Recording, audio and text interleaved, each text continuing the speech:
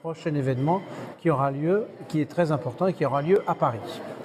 Merci beaucoup pour m'avoir invité. Effectivement, j'ai la chance de travailler au sein de la filiale d'imagerie cardiovasculaire actuellement présidée par Stéphane Lafitte à l'organisation avec l'ensemble du groupe au prochain congrès Paris Echo de 2017, donc qui est le rendez-vous important, essentiel de tout imageur de langue française.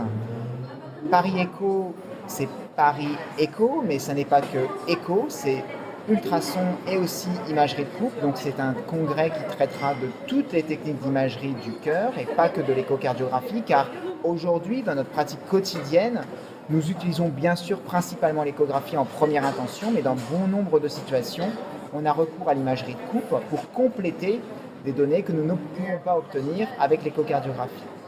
Permettez-moi peut-être juste de focaliser sur un point qui sera un point important du congrès Paris Echo et dans lequel j'ai peut-être plus de légitimité qu'en IRM ou en scanner, c'est l'utilisation des nouvelles techniques et l'utilisation de l'échocardiographie en salle de cathétérisme.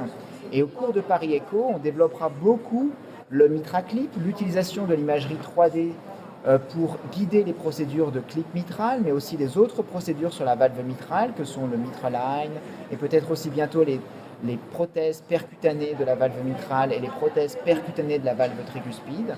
On traitera aussi de l'utilisation des ultrasons, du scanner, pour l'implantation pour fermer les auricules. Vous savez qu'il y a 2 devices qui sont disponibles pour fermer les auricules, et ces nouvelles techniques qui se font en salle de cathétérisme nécessitent une imagerie de grande qualité, du scanner, mais beaucoup d'échographie tridimensionnelle, et nous voulons insister auprès de nos collègues sur l'importance de se former à ces nouvelles techniques pour mieux assister les cardiologues interventionnels au quotidien dans nos services, qu'ils soient grands, moins grands, puisque ces techniques se répandent.